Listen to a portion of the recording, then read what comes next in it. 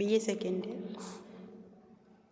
आज हम पढ़ेंगे पुनर्जागरण के बारे में, यानी कि रेनेसां। तो रेनेसां का क्या अर्थ होता है इसके बारे में बताएंगे। तो पुनर्जागरण का अर्थ, पुनर्जागरण यानी कि रेनेसां का शाब्दिक अर्थ पुनर्जन्म होता है। अर्थात इस शब्द का प्रयोग यूनान और रोम की प्राचीन सभ्यता के ज्ञान विज्ञान के प्रति पुनः पैदा हुई रुचि के लिए होता है।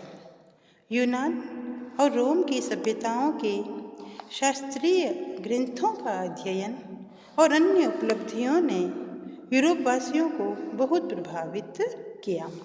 पुनर्जागरण मात्र प्राचीन ज्ञान विज्ञान की जानकारी तक ही सीमित नहीं था, बल्कि इसका संबंध कला, साहित्य, धर्म, दर्शन, विज्ञान और राजनीति के क्षेत्र में हुए परिवर्तन से भी है। पुनर्जागरण का प्रारंभ, पुनर्जागरण का प्रारंभ इटली में हुआ।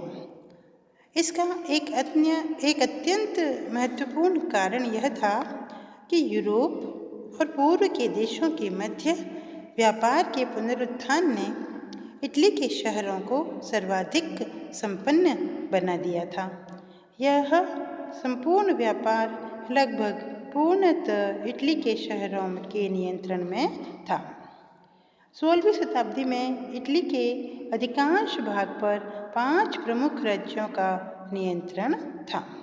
ये 5 राज्य थे: मिलान, वेनिस, फ्लोरेंस, नेपल्स व चर्च का राज्य। इटली के शहरों का विकास सामंती नियंत्रण से मुक्त वातावरण में हुआ था। इस आज़ादी ने चिंतन और साहस की भावना को प्रोत्साहन दिया था। इटली के इन राज्यों के शासक ज्ञान विज्ञान और कला के संरक्षक थे। यूरोप के बौद्धिक और सांस्कृतिक जीवन पर सदियों तक कैथोलिक चर्च का प्रभुत्व रहा। पुनर्जागरण ने चर्च के इस प्रभुत्व को कमजोर बना दिया। इसमें एक प्रमुख बात आती है, वह है मानवतावाद। उसको हम विशेष रूप से बताएंगे कि 15वीं शताब्दी के इटालवी मानवतावादी पिको डेला रांतदोला ने अपने लेखन में पुनर्जागरण के इस विश्वास को व्यक्त किया कि मानव एक महान चमत्कार है। उन्होंने लिखा है कि मनुष्य से अधिक अद्भुत कुछ भी नहीं है। यह एक विशेष बात है इसके अंदर। पुनर्जागरण की विचारधारा की मुख्य विशेषता मानवतावाद थी। यह पुनर्जागरण का केंद्र बिंदु था।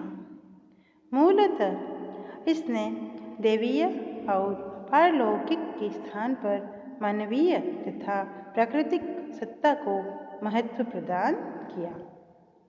मानवतावाद एक ऐसी विचारधारा थी जिसमें मानव का गुणगान किया गया, उसकी सारभूत मान मर्यादा पर बल दिया गया, उसकी अपार सृजन शक्ति में अटूट आस्था व्यक्त की गई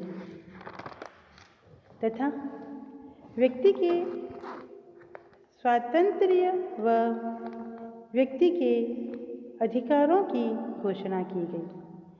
इसका सरोकार सभी तरह से सांसारिक सुख दुख भोगने वाले हाड़ मांस के मानव से था। इससे धार्मिक आडंबरों का विरोध किया गया और मानव के सुख भोग के अधिकार व सांसारिक इच्छाओं एवं आवश्यकताओं की पूर्ति किए जाने को अत्यधिक समर्थन दिया। इसने दैवीय तथा पारलौकिक तत्वों के स्थान पर मानवीय और इहलौकिक तत्वों को महत्व दिया। इसने मानव से आग्रह किया कि यह चर्च द्वारा प्रतिपादित परलोक की सत्ता छोड़कर इसी धरती पर सुख प्राप्त करने का प्रयास करें। पुनर्जागरण काल के व्यक्ति ज्ञान के भूखे थे। उन्होंने अनुभव किया कि मनुष्य का जीवन महत्वपूर्ण है। साहित्य और इतिहास को अब मानविकी कहा जाने लगा। इसका उद्देश्य मुख्य रूप से मानव के इस संसार के क्रियाकलापों को समझाना था, न कि मृत्यु के बाद के जीवन को। पुनर्जागरण काल के कलाकारों ने अपने विषय तो बाइबिल के लिए, परंतु मानव का चित्रण समस्त पार्थिव सौंदर्य और ओज के लिए किया। आज के इस वीडियो में हम इतना ही विचार करेंगे। अगले वीडियो में नई विचारधारा के साथ आएंगे। धन्यवाद।